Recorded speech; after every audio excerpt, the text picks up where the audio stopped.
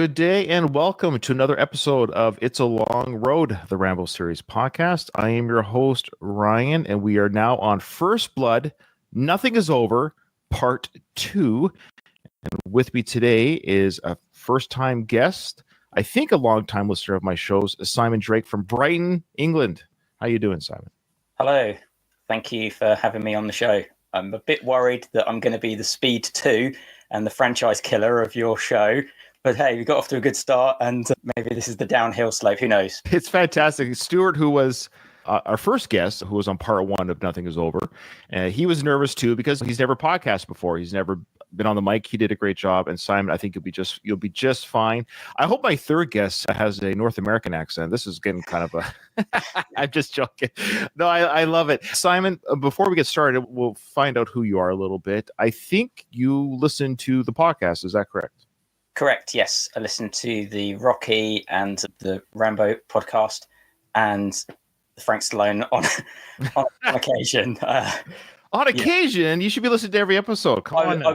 I was all in for a while, and you and the host do an amazing job, but I have to say a little bit of Frank goes a long way for me. So there was definitely a period where I was thinking, oh man, I don't know how you guys do it, because he is pretty repetitious sometimes and pretty hard work sometimes as well. So I did find myself going, I need to take a bit of a break.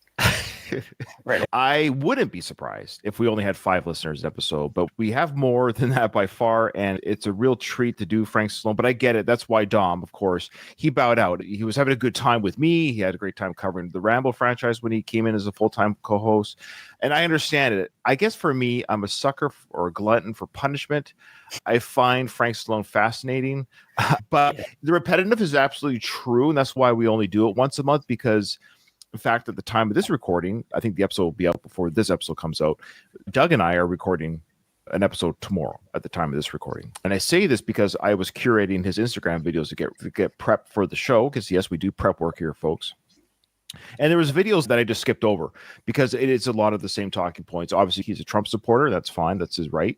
And just it's the same talking points that you can get from any show. And I think Doug even mentioned that Frank doesn't really share anything new. He just parrots what's already been said and just parrots it on his platform. Like, he doesn't say anything really new or brave.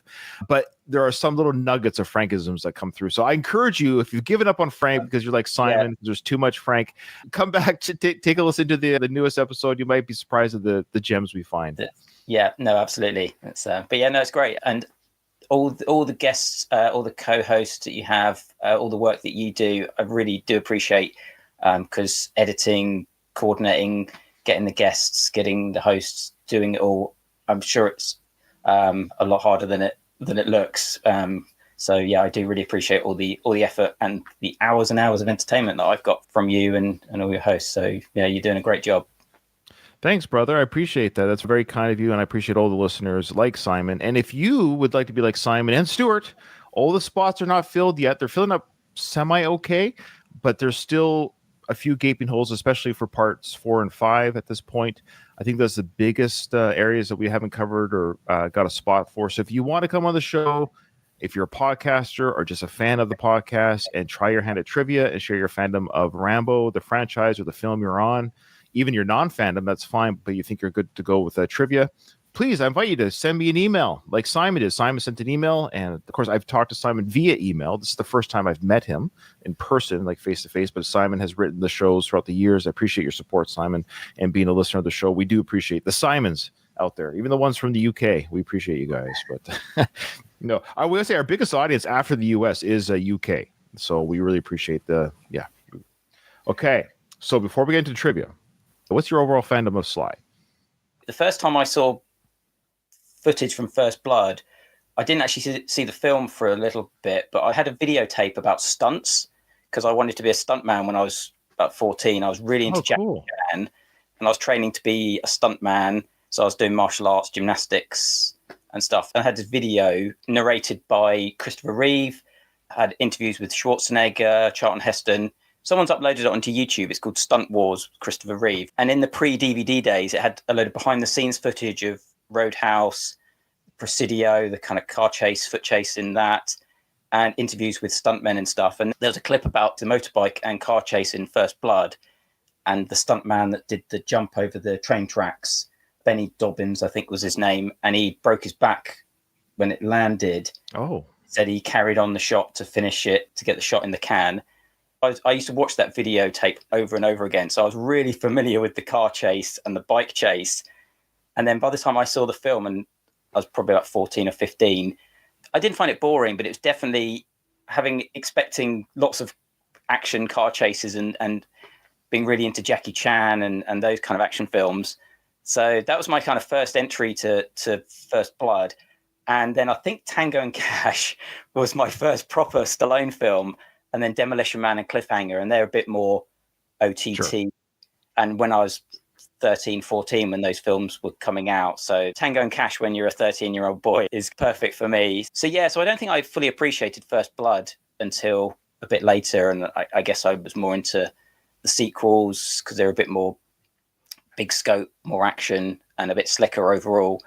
And then since coming back round to appreciating the totally different vibe of it and listening to your podcast and the coverage and actually revisiting the film in more detail, much like the first Rocky film, I think there was always that the OG is a bit grittier. And sure, yeah, First Blood to me feels a bit of a transition between the gritty 70s movies and the sort of getting into the 80s action. First Blood definitely has a sort of the 70s gritty outsider anti-establishment vibe of, say, Taxi Driver or The French Connection or One Flew Over the Cuckoo's Nest, where there's a bit of a downbeat feel to it. And it's interesting, I think 82 was that First Blood, I think? Yeah. 82, which is the same year as Conan and 48 Hours, both right. of which, if you look at the sequels, they're way slicker, they're way poppier, more actiony, whereas the first few are tail end of the 70s for me. Yeah, no, that's sure. Because if you think 82 is when it's released, but they probably filmed it in 81, so you're only a couple years away from the 70s and that 70s feel. So that's, yeah, you know what? It's funny. I never made the connect. Obviously, we all know the 80s action film, the feel, but yeah, I would say the 80s action films wasn't really 82. It was the sweet spot would have been like it peaks between 86 and 89 is your apex, but 85 is starting to come in for sure because I think it's Lethal Weapon was the first one, was 85. 84, you're getting sniffs of it with Beverly Hills Cop, I think was 84, 85 as well. Yeah, so, but yeah, 84. So 83 and below, you're nipping at the heels when the Commandos and Part 2. So even though it's an 80s film, you're right, it does have that foot in the door of the 70s aesthetic with the soon-to-be 80s kind of action films. That's a great way of looking. Even the first Beverly Hills Cop, you can see, even it's got the poppy soundtrack and the slickness, but the first Detroity bits and the tone of it is a bit more gritty compared to Beverly Hills Cop 2, and likewise with Conan Part 2 is much more goofy and slick. Sure. And so it's an interesting sort of intersection of that early 80s vibe and then the mid 80s getting into Commando and all the rest of it. Oh, that's great. So your first introduction was a stunt tape. That is a first. I've never heard that before. Now, you have done a film, have you not? You're the same Simon, right? The one that we have yet to still review your film. We're going to. I know we're horrible. It's just time. Don't hold your breath. Don't hold your breath. But no, don't be silly. I think it's look. Even if it's the worst schlock, if it's like Troll Part 2 quality film, you did something. And honestly, look, my podcast is like at the end of the day, it's in the realms of podcasts. It's a whatever, but I enjoy it. I create it and I have fun with it. But I'm not delusional thinking I'm some top tier podcaster with Joe Rogan type numbers or any type numbers. But what I mean by that is you created something legit. And why don't you just tell the audience what it is you've done in the film world? I've worked in the film industry for about 10, 12 years on and off. And yes, I have directed and produced 2 feature films, and one I co-directed, and then the other one I wrote and directed myself. 90-minute films, both available on Amazon and Tubi and some other places. Again, depends where you are in the world. Yeah, and I did some stunts on some films, so I did fulfill that promise, but it never quite panned out as a full career. It's very inconsistent. But yeah, I worked on some bigger BBC films, some bigger projects, very briefly on one of the Harry Potter films, Prince of Persia, Jake Gyllenhaal film, very briefly. And then, did some stunt work and some weapons advising on a film or two. So, I've done a few bits, but I just never quite made it a tangible career in the stunt thing. I never really was able to do it a little bit, but I never really was in all enough to make it sustainable, really. I know you're not saying this, maybe, but I think it's great. I think you've made a mark. You've done something. If you're interested in films and movies like I am, I think it's just cool that like I said, you've created, so you wrote and directed something that's legit. That's pretty cool. You had that experience. Sure, are you Christopher Nolan? No, but I'm not Joe Rogan. But you do stuff, you enjoy it, you have fun, you make a mark, and that's really cool. So what is the name the film that you told us to watch? It was bucket list. It was definitely a bucket list thing that I'd wanted to do since, like I say, 12, 13, 14. I was really wanted to do it. So the film that I wrote and directed is called Lost Angel. It's a supernatural drama. Probably not for the Rambo crowd. I'm not sure how well that's going to go down. Oh, sure. But it's a slow moving supernatural drama. I wrote and directed, produced that. And before that, I co-directed a zombie film, and that's called Infected Darkest Day. They are what they are. Some of the reviews are hilarious. Some of the bad reviews are just hilarious. We've heard it all before. It's just, but yeah. I think that's great. No, I think you think all my reviews are good? Are you kidding me? People stop listening to me. They stop listening to my Frank Stallone coverage. Come on now. It definitely was a bit of a Creed in Rocky 2, where I was death threats. It's like, why don't you kill yourself? It's kind of, why don't you go and play with the children instead? You call yourself a filmmaker? Why do you kill yourself? Yeah. We've heard all that stuff, so it is what it is. But hey, we're also not deluded. I know what bits work better than others. You're doing stuff on a shoestring. You don't have the time. But I'm proud of the fact that I got them done. And that's what I'll say to anybody who's made, even if I don't necessarily like the film or like the book that they've written or whatever it is, I'll respect the heck out of it, because it's not easy. It's not easy doing a podcast, doing a movie, doing anything really. So even if it doesn't work for me, I'm way more tolerant of people's low budget efforts. I totally agree. It takes a lot of work to make a bad film. Yeah. I didn't set out to make a bad film. I don't say your films are bad, but this is a quote I've heard from other people, of course. Nobody says I'll have to make a bad album, a bad film, or a bad book. Your hope is that, hey, what I'm providing here is going to be fun for people, or they're going to enjoy it. But again, not everything's for everybody. But I just want to applaud you for your work. And I'm going to watch the movie. Now that I've got you on the show, I've really got to watch it. So that is my promise to you. So you got into Sly and the First Blood film, of course, a little bit later than I would have expected. I think I'm a little bit older than you, because when I was 14, I was 89. So maybe we're about the same age. Maybe we're about the same age, or born in 77. Okay, I'm 2 years older. Okay. Yeah. Okay. So about the same time frame of the Sly and Arnold and all those days, Jean-Claude Van Damme, all those great action films of the 80s and 90s. Yeah. But still a little bit Johnny Come Lately, because I watched First Blood when I was 8, and I was only like, I saw Rambo 3 in the theaters. My mom took me. I mentioned that on the podcast. And my mom actually took me and my brother so we could go, because it was rated R back in the day. It's so weird. That movie rated R. It's tamer than what you'd watch in like Law and Order, like today, like for the violence or whatever. Yeah. No, for sure. Seeing RoboCop for the first time when you're I was 12 years old. Okay, that movie is brutal, and I love it. But I saw that movie when I was 12, and when Officer Murphy gets killed, it's like, what's the guy's name? The main bad guy. When he's like, what's his name? Clarence Boddicker. Clarence, that's right. When he's like with a shotgun like that, it stresses me out every time when he blows off Murphy's hand and arm or whatever. It's so great. It's such great movie making. I've always said this about the horror films, which I enjoy. I don't necessarily need it to be gruesome, but if a movie is like a zombie film with the guts and stuff, I bet you it's a blast to film. I bet you it's so much fun to film gruesome stuff. Yeah, I often joke that the zombie film that we made is probably more fun to make than to watch sometimes.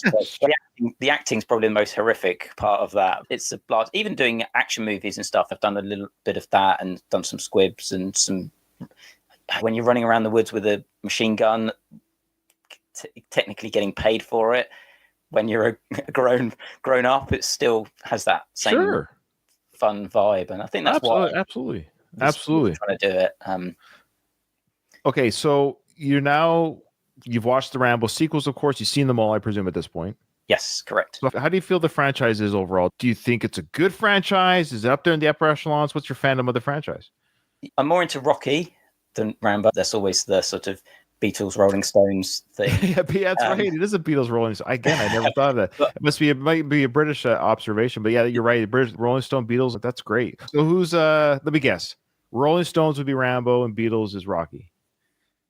yeah, I think that's probably a fair comparison. I actually don't mind all of them. Shockingly, even the fifth one, I think has moments. It's an unnecessary sequel. Slightly prefer it than the fourth one because the fourth one is so violent, but there's nothing much else going on.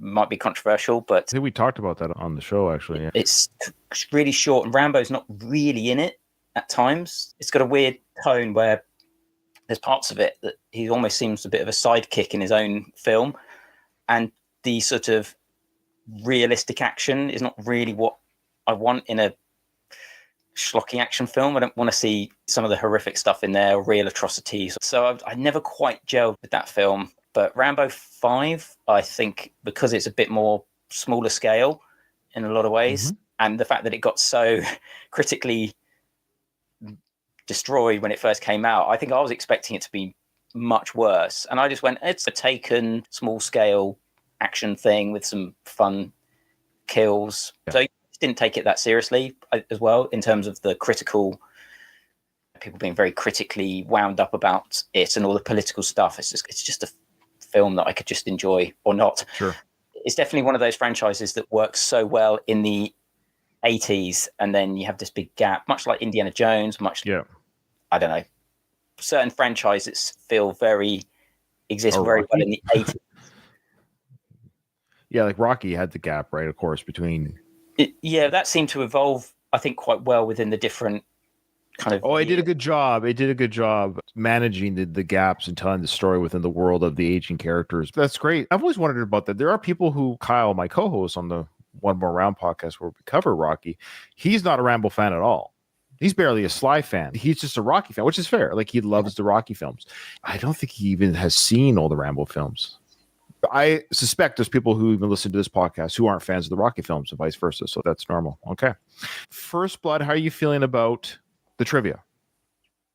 Yeah, the first episode that I saw, I was a bit 50-50 with the answers, really. So did you do better than me or worse than me? I think probably about equal standard. But I just want to say, in terms of, we're talking about people doing stuff, I don't know how old Rocco is now or how old he was when he made the first book. I think he's 14, 15 now, and he's about 9 or 10 when he did the Rocky trivia book. Full respect for someone at such a young age to now do 2 published books. I know plenty of my adult friends who are still talking about doing this or doing this project or doing this book or whatever. It's fair play. That's really cool for him to take action and do it. Full respect for him. And it's obviously he'll love to hear that. Opportunities for kind of some fun and some episodes and stuff as well. It's been great for our show. It's been great. And I really encourage, thank you. I'm sure I'm thanking you on behalf of Rocco, because I'm sure he would really appreciate that. He's a great, I guess he is still a kid to me. And anyways, he's a great kid,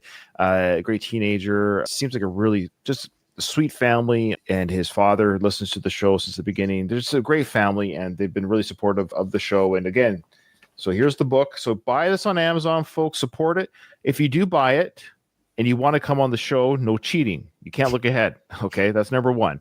Number 2, just buy it to support Rocco and his work that he did for this book and for the Rocky trivia book. It's great to support these young independent individuals who are the future of trivia and books, and maybe he'll do other trivia stuff for other series, and maybe he's got something on the go right now. Maybe for, who knows, I don't know. A Nighthawks.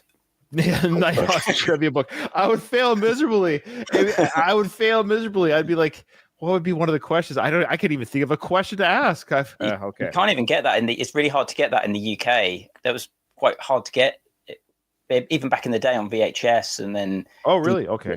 It's quite a rare film. I'm a bit of a physical media guy, so I'm not great at streaming stuff. But yes, when he does his Tango and Cash book, I'm all in. Oh man, Rocco, you got to hit. He might just do all the Sly films. That's hilarious. He could almost. You know what he could do? Here's some ideas for you, Rocco. You know how they sell DVD box sets of the Clint Eastwood Western collection or the something like that. He could do the 5 top Sly films that aren't Rocky or Rambo: Tango, Cash, Cobra, Demolition Man, Cliffhanger, and Copland or something like that. Or have one of the least successful selling books and have the comedy films of Sly. That's right. You could do the comedy. That's right. The comedy collection of Sly. And there you go. You wouldn't have as many questions, but you could almost do 20 questions per film. That's 100 questions in the book. Think about it, Rocco. Think about it. And if you do it, you got to make sure you credit to me. You put that in the, what is it? Special thanks to Reiner Balkan. Get some residuals for the big bucks. No, Rocco, you can keep it all. Okay. So you got a pen and paper? Correct. Yes. Ready. Okay. Standing by. All right. Here we go. Oh my gosh. I did not look ahead at all for these questions. So as I read them to you and as the audience listens at home, play along, of course, as well. I'm reading the questions for the first time here. So that's why I chuckled. Who is the recipient of a cigar from Lieutenant Clinton Morgan? Now, so I believe we could talk about this. So this is, of course, it must be the scene where the bullseye guy. That's what we don't want to answer for each other because, we don't want to give, but I'm thinking the same thing. So he's the one that yells. Yeah, that's right. Bullseye. Yeah, he yells bullseye. And then is it Morgan that says the line, "Get that man a cigar"? Yeah. God. Is it him that says that? I guess it is, but he sounds different in my brain. Even though I've seen this movie. Fires the rocket launcher. It's that sequence, isn't it? It's when they're fire the rocket launcher. And that's right. And it's really goofy. And okay, I can't name the character. I think for this one, we both can say. Are you saying it's the guy who fired the bazooka? Yeah. Okay. The one that says bullseye. Yeah, that's what I'm going to say too. So this is the only one we'll talk about before we answer, because for what I mean by this is I don't know if that guy has a name or because I haven't seen the answers, of course. So I don't know if Rocco just says bazooka guy. It probably says the guy that shot the bazooka. I don't think he's even named in the movie. Oh, okay. Yeah. Okay. Anyway. So what do you think of that scene overall? We talked about it in the first episode. Do you find it a little bit silly? I'm in agreement with you and Stuart where it does feel a bit out of tone with the rest of the film. They're definitely a bit more wacky, and all the Soldier of Fortune magazine. It's just played a bit more goofy than the rest of the film. Yeah, we don't get any indication that they're a ragtag or useless group of soldiers until they start talking. It's almost until they start talking and they're like, "I'm not going in there." If they actually had done some sort of attack formation into the mine and or still blown it up, and they could even act like insubordinate or a little bit like loosey-goosey with their ammunition haul, that would have been okay. But their whole dialogue and the way they acted was like Meatballs. Do you remember that comedy Meatballs with Bill Murray or like Police Academy type humor, which was around that time? It was. We need to have some comic relief in this film, right? But the film doesn't need that. It doesn't need that. And so I agree with Sly. I don't always agree with his retro looks at things, but I agree with him here that I wish they kept the tone serious. These guys were intent on getting Rambo. They might have been a little bit gun happy. That's fine. They might have been a little bit shoot to kill before shoot now, ask questions later, because this is the first time they've seen action maybe. So maybe they're really excited to see action. Maybe that would have been the one thing. They could have been excited and inexperienced, but the goofy and silly is one thing. Excited and experienced would have been an interesting angle, but not goofy and silly.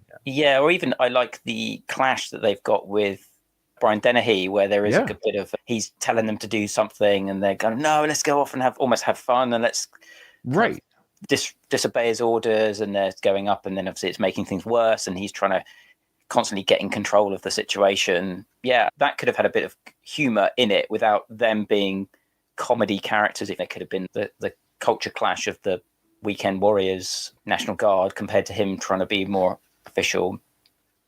I think that's the weakest part of one of the weaker parts of the film. Yeah. Yeah. Okay. But there's not very many. It's a near perfect film in my eyes. Okay.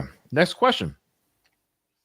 In the police station, what does the sign behind Rambo say when Galt is asking for his name?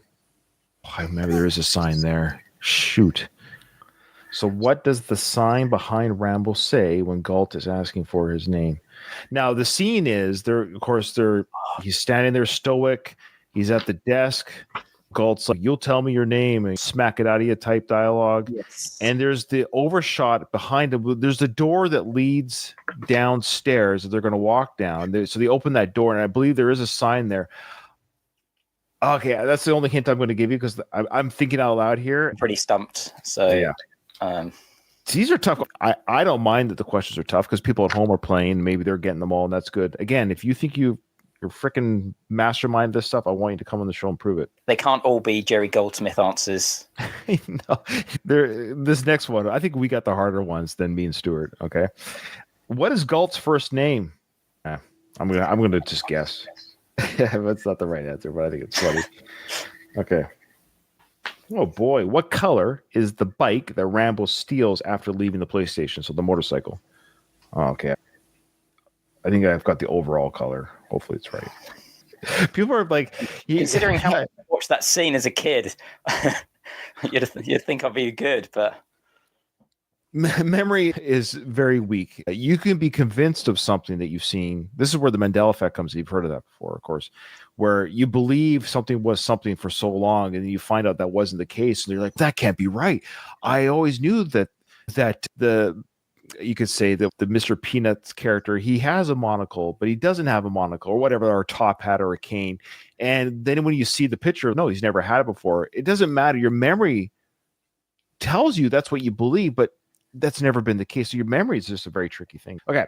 I've got a color. I might get 0 of 10 on this one. So I really enjoy this scene when Rambo, of course, breaks out of the jail. He's out in the street. We talked about in the first episode, of course, with that musical score kicks in, the action sequence kicks in. And I always loved how when Rambo is about to steal the bike, he does that sort of like football type back and forth in the middle of the street. Yeah, he's like, I got to grab this guy off his bike. Yeah, great sequence how Sly playing Rambo does his own stunt work here. This is him really pulling an actor. I'm sure it's a fellow stuntman on the bike who gets pulled off the bike. Sly pulls a guy off a bike. That's him. And then he jumps on that bike. What do you think of him as Sly as a stuntman doing this kind of stuff? Yeah, and also he's wearing a vest and a pair of jeans. He's not padded. And those roads look wet, slippery.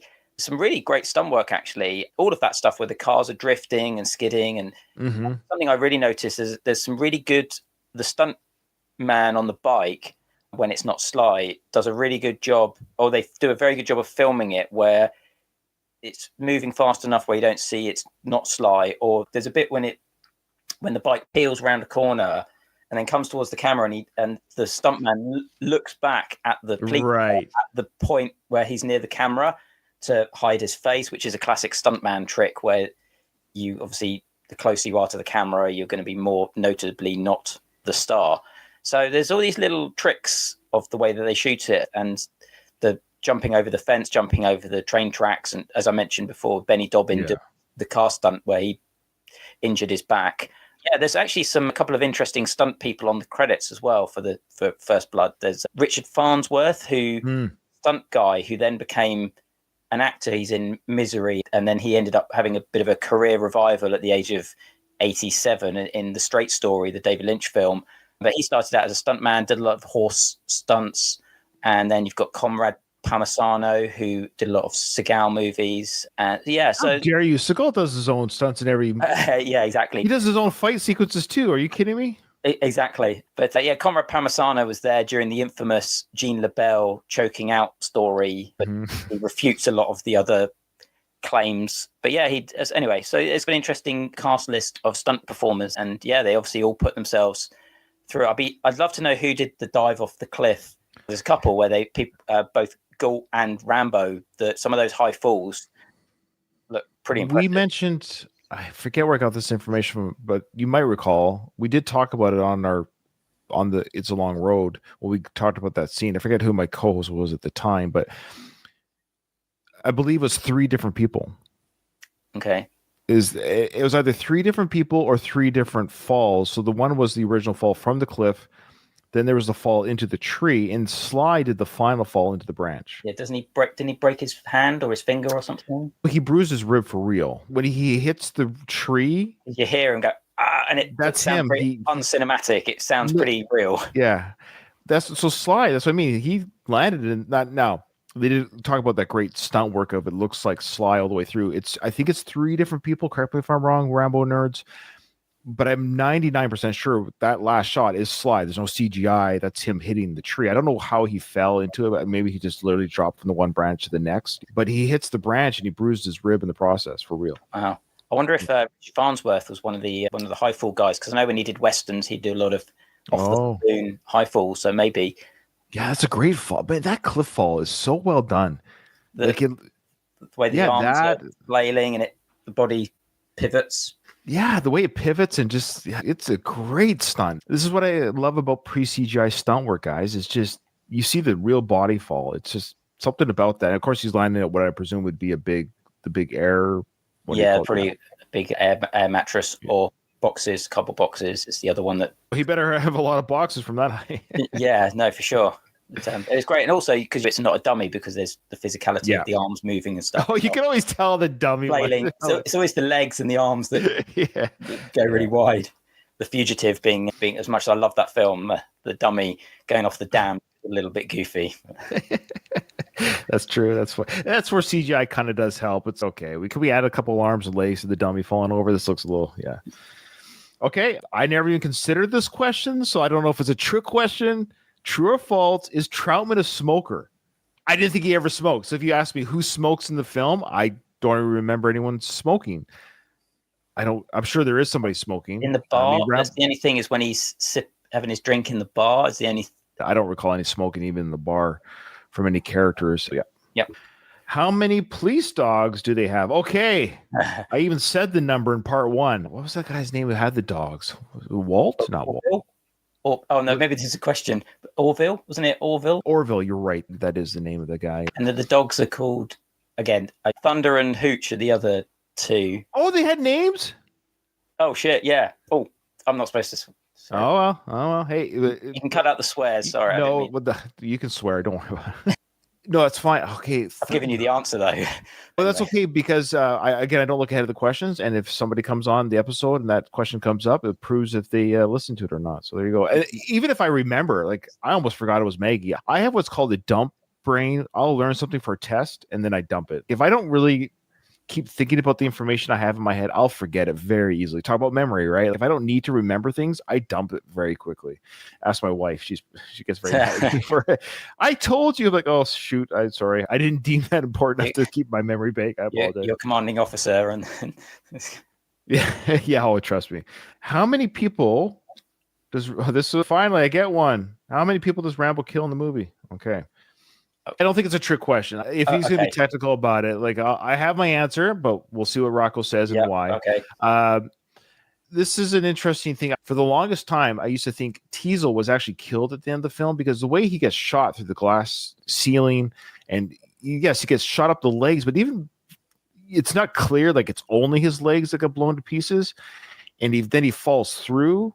As a kid and lower VHS quality and stuff, I don't know how many times I didn't notice that Teasel was still alive and he's panting on the ground, but then he's in the ambulance. I would say for probably years, if you were to ask me, did Rambo kill Teasel, I might have been like, I think it's almost like the first Rocky film. Who won that fight? It's ambiguous. Like, we know, of course, multiple views. We know it's quite clear now, but it's just funny how it almost seems like Rambo kills Teasel at the end. I wonder if, for those who don't know, that the ending was reshot.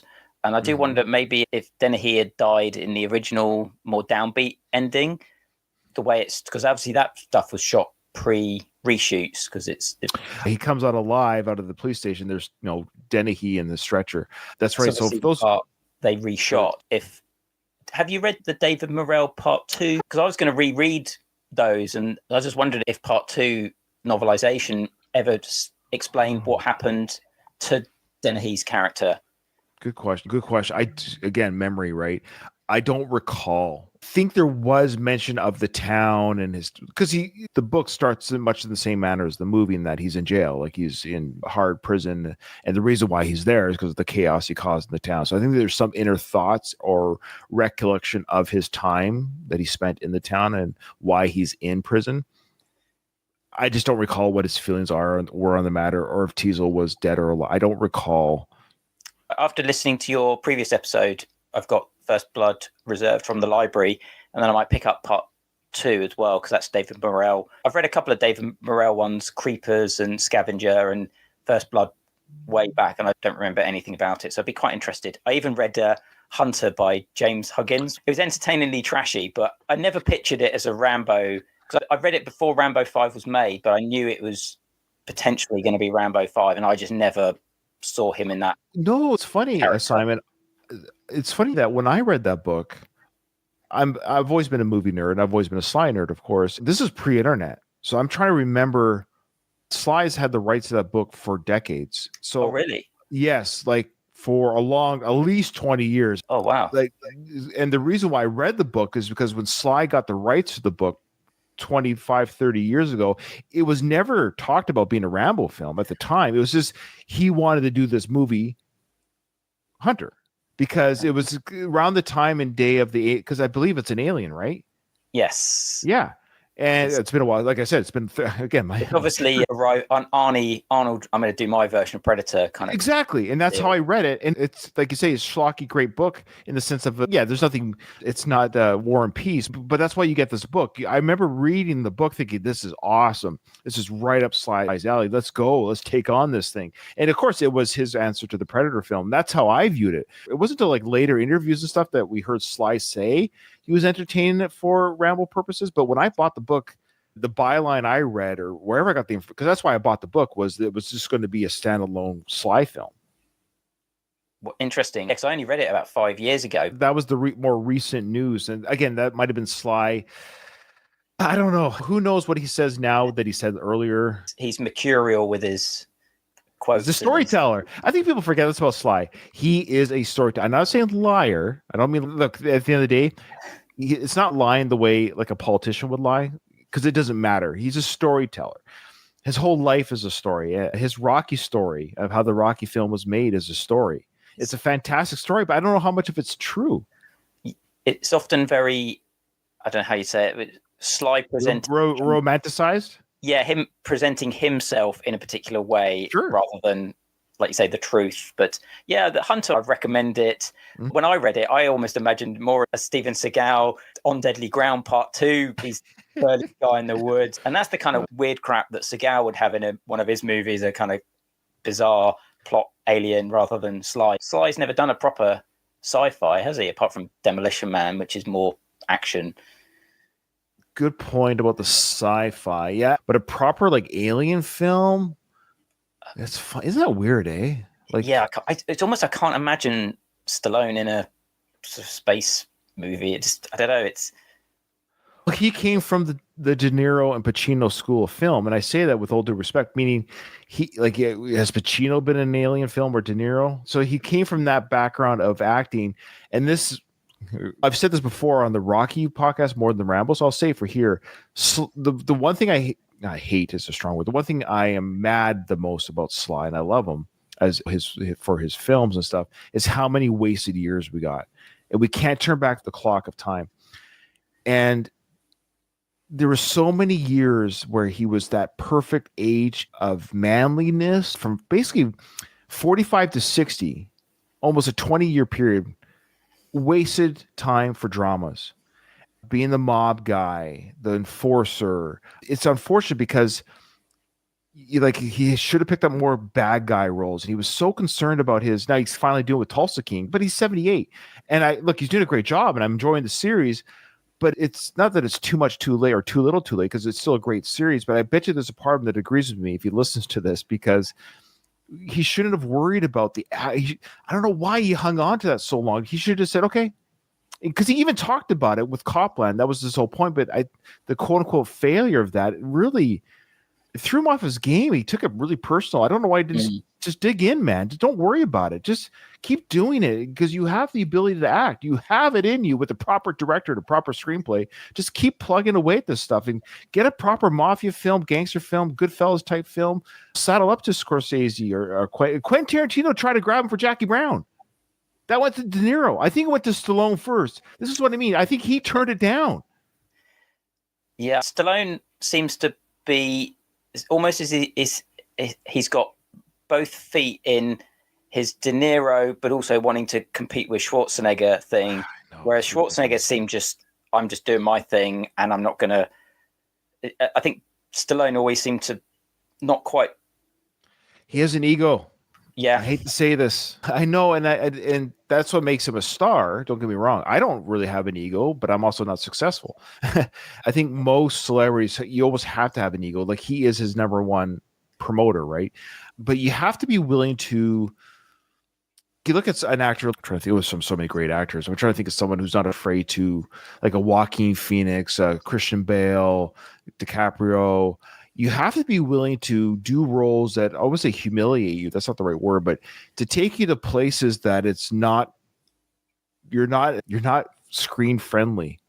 Wasn't Philip Seymour Hoffman wasn't afraid to be gross, be creepy, or Kevin Bacon's played some pretty creepo roles whilst also maintaining, and obviously he's not a star. No, but you're right. But the thing that makes actors great, like the ones you mentioned, is you got to be willing to take on roles that are not flattering or unkind. Anthony Hopkins, you playing a serial killer. Imagine if we saw Sly do like that type of thing. Look at Tom Cruise when he played the hitman. That's what I'm talking about. He played a hitman. It's bad. He was a bad guy. Jamie Foxx was the good guy in that film. And I love when these actors tackle this bad side of things. It's cool. I've always got this theory that I much prefer Tom Cruise when he's playing a prick in a movie, when he's Magnolia, when he's Rain Man, and Collateral, because there is a kind of a darkness to him which he puts on this Tom Cruise thing. And I love the Mission Impossible movies, but I do find his character not terribly interesting. Oh, the character's not interesting. No, he is showcasing him as you're talking about stuntman. What do you think of Tom Cruise being the stuntman that he is? Yeah, full respect. Especially doing that because he started out as a legit actor. He was working in Coppola films. Obviously, Top Gun was an action film, but he was doing Born on the 4th of July, again playing not a particularly nice character. Rain Man, he was challenging himself and then got into the action stuff a bit later on and really has now doubled down on that. He just does franchise movies now. And I think it's a shame. I agree with you about that, but I believe right now he's got a couple in the can, a big director he's working with, a big one. I'll have to Google it later. Is it the guy that did The Revenant? Is it? I think so. Yeah. The Revenant director. Yeah, I like when Cruise has challenged himself with those things. Like you're saying, a bit as if Stallone should have done, where he was in Color of Money with Scorsese, he was Michael Mann with Collateral. He's picking directors like DiCaprio, where they go for the cream of the crop. But the whole Stallone Schwarzenegger thing, I think Schwarzenegger has less of an ego because he started out being directed by other people, didn't write his own projects, but he picked really good project. He had a very good quality control for projects and directors and wasn't afraid to let Cameron mold him, wasn't afraid to let John McTiernan mold him into their films rather than Stallone obviously writes. He was directing most of the films in the 80s, even unofficially the Rambos and stuff. So I do also think that has an effect on his control. Well, it's ego. Again, it's ego because he, for him, it was a big deal to put on 40 pounds for Copland, which is really, he looked like just your average American. I know it's big for him. I get that, but I hate to say so what, but he did great. But that's the thing. He showcased that he can do it. I've always said this about Copland, that the biggest problem with Copland, he was just surrounded by too many good actors that he was on even keel with. Again, he was great, but so was Harvey Keitel. So was De Niro. You blew it. You blew it. Like that's just like, all these great actors in this film, and Sly was one of them. But that's what I mean. He should have just kept doing it. Don't be afraid to stop doing what you just showed us. But he's that didn't work out. Now I got to go do what was it? What was the next film? It was some sort of attempt at another action film. It's just the Detox or it was around that. Yeah, that's what I mean. Okay. Do you reckon he doesn't like being in ensembles where you mentioned Jackie Brown and he turned that down? Obviously, Copland was an ensemble, and he maybe got a little bit lost in the reeds. I think he has a hard time letting people tell him how to be. So Quentin Tarantino, it's his script.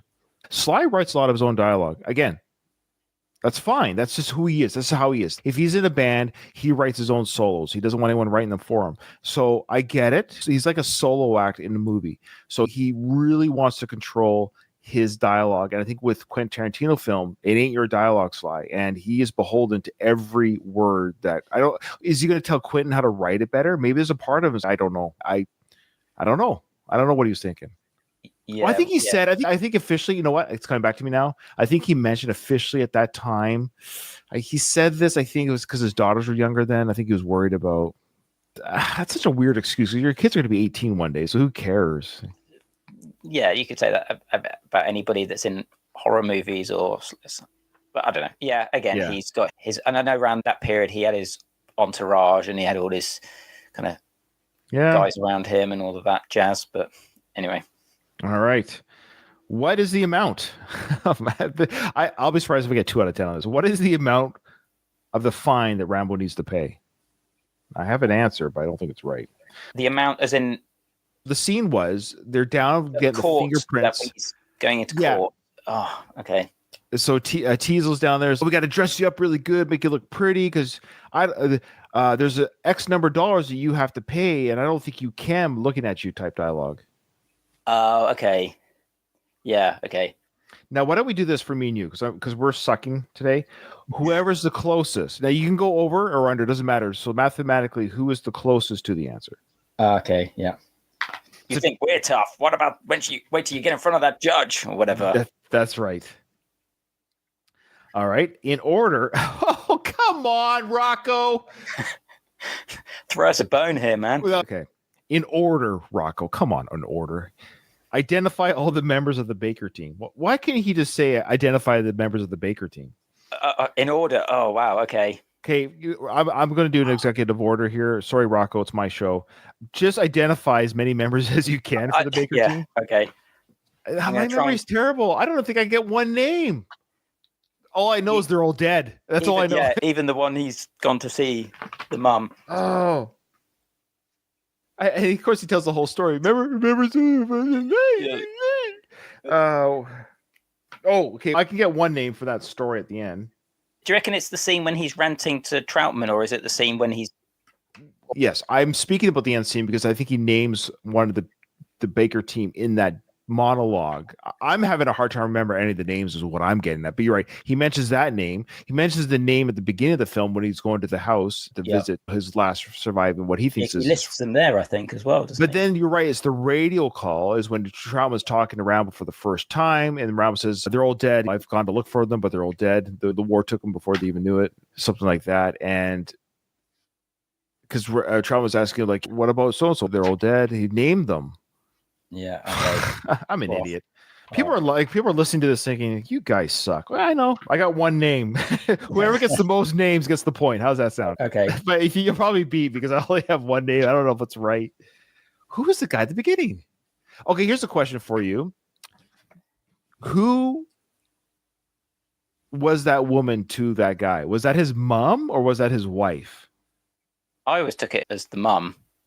Okay, me too. Or the mom, as you would say. No, I'm a Canadian. We say mom. Okay.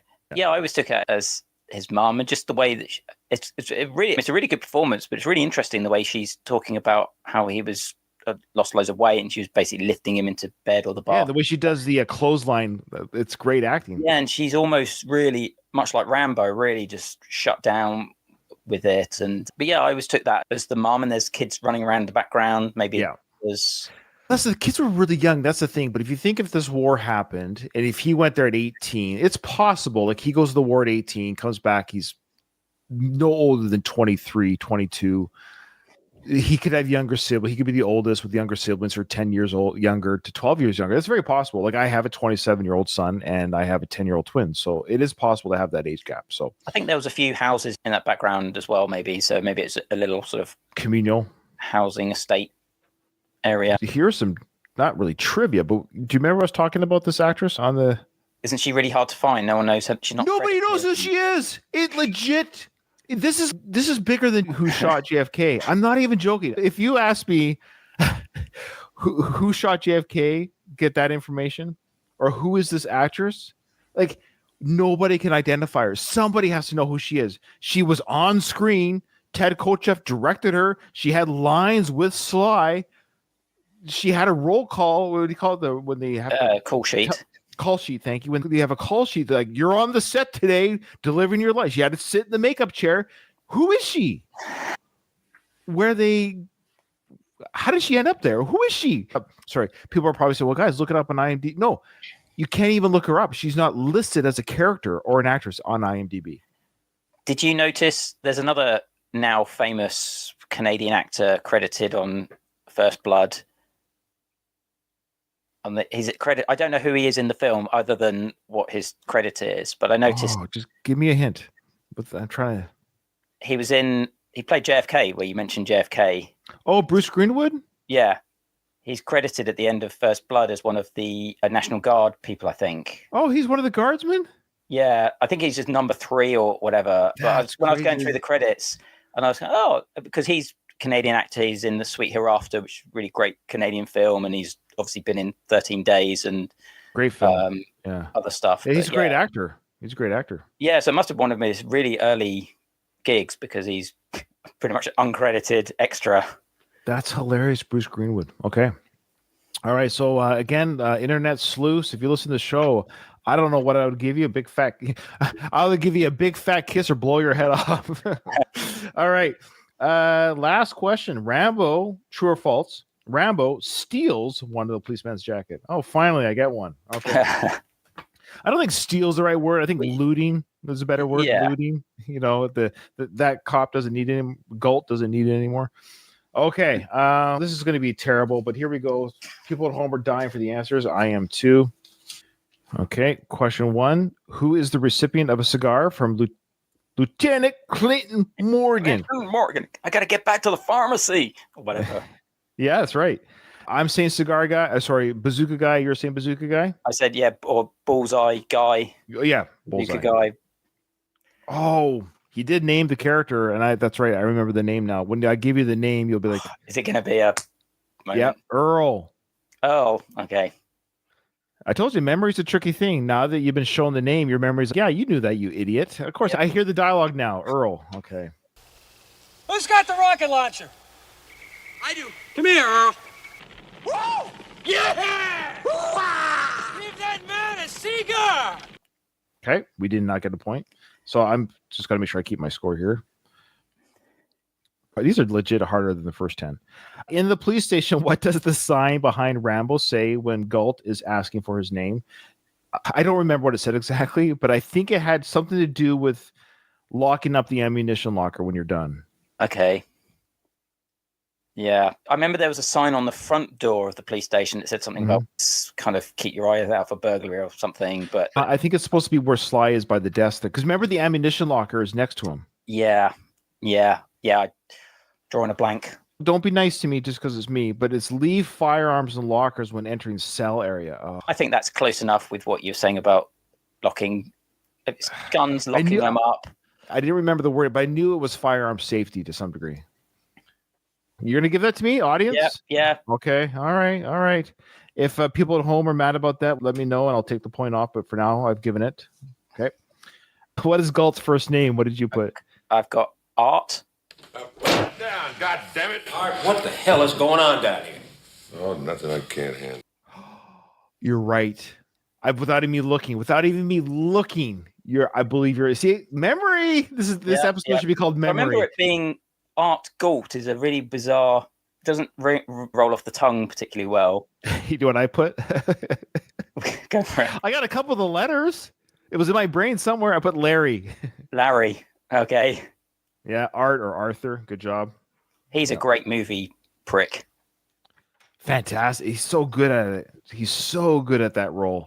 As an actor, it must be so much fun to play the bad guy. That's why you see a lot of these actors why is he always the bad guy? Maybe because they have fun doing it.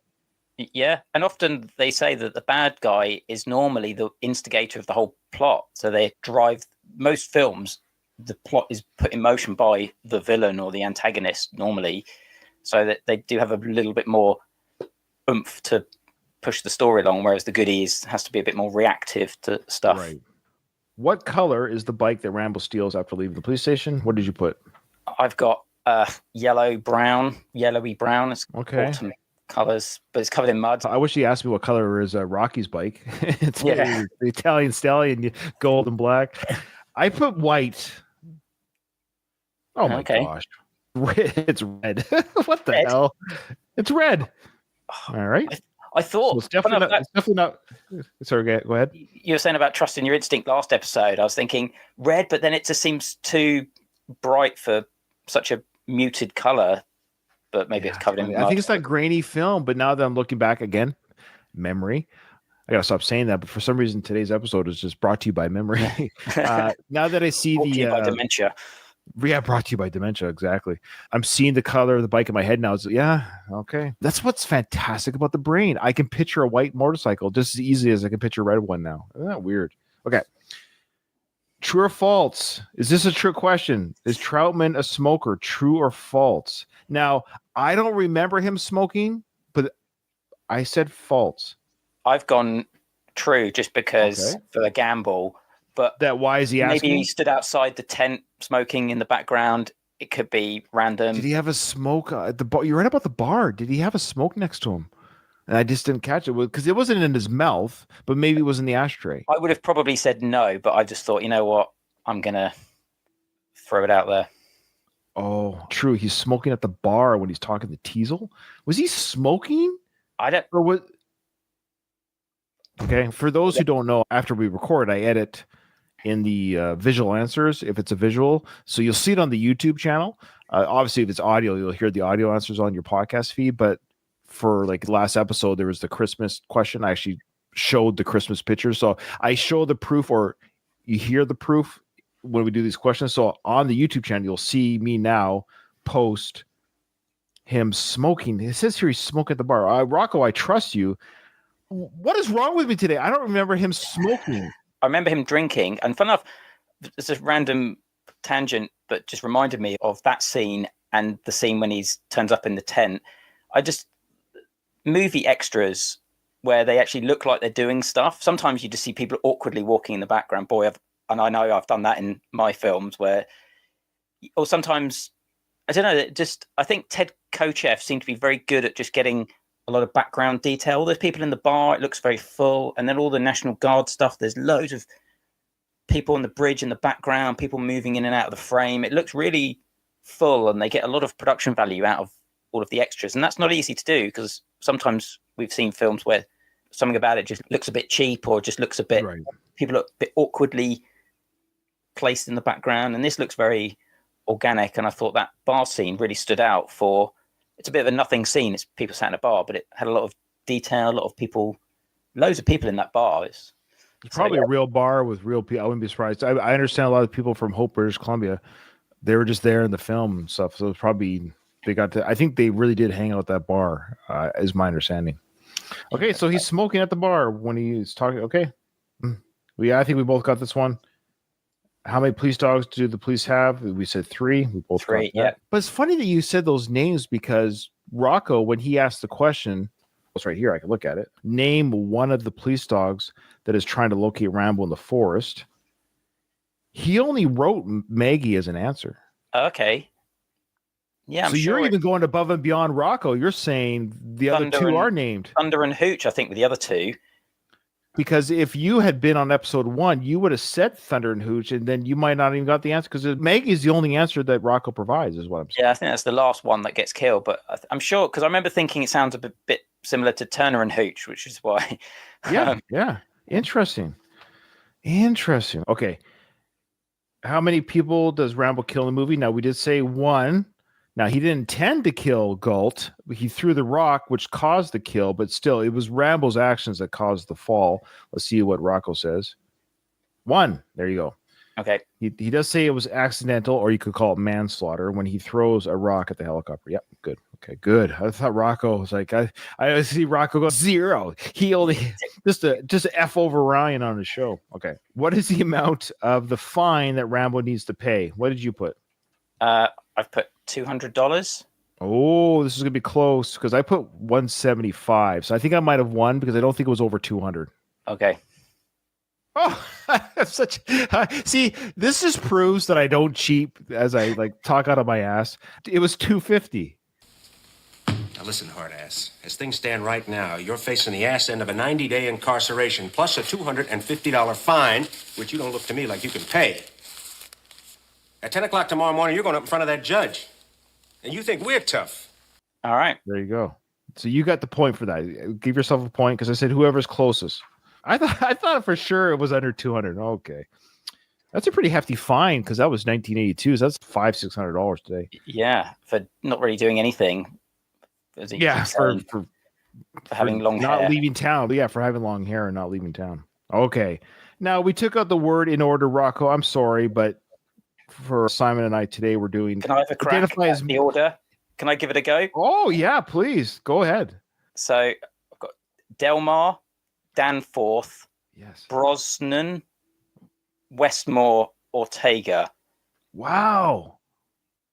I put Brosnan or Charlie. I put Brosnan. Charlie. Charlie wasn't one of them. Was it Charlie? They're the one they're trying to get in the bush, Oh. aren't they? That's right. They're trying to kill Charlie.